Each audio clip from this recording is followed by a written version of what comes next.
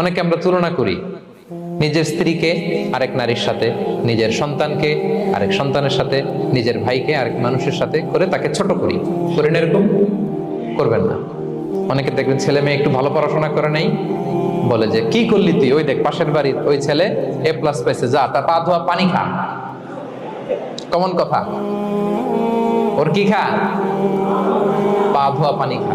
এটার একটা ভালো ব্র্যান্ডিং করা যেতে পারে, মানে A+ পাওয়া ছেলেদের পা ধোয়া পানি, এটা এরকম মিনারেল ওয়াটারের বোতলের মতো বিক্রি করলে ভালো ব্যবসা হবে, কি বলেন? এটা হচ্ছে আমাদের মুরব্বীরা, টিপিক্যাল মা বাবারা এটা বলেন, ভুল করেন, ওনারা বুঝেন না, ওনারা বুঝেন না। কখনো কম্পেয়ার করবেন না, এটা করে আপনার ছেলের মনোবল আপনি আগেই ভেঙে দিচ্ছেন, ঠিক কিনা? আপনি দায়ী আপনার ছেলে কিছু না পারার কারণে। আপনি সাহস দেন নিজে, পাশে থাকেন নিজে। A+ যারা পাইছে পা ধোয়া পানি খেতে বলছেন যে, এই জন্য ওকে, ওই ছেলেকে আল্লাহ A+ পাওয়ার জন্য বানাইছে, আল্লাহ ওকে ওই মেধা দিচ্ছে, কিন্তু আপনার ছেলেরা আবার আল্লাহ তাআলা অন্যদিকে মেধা বাড়াই দিচ্ছে। সে ওইটা পারবে, ওইটা ওই A+ ওয়ালা জীবনও পারবে না, ঠিক কিনা বলেন?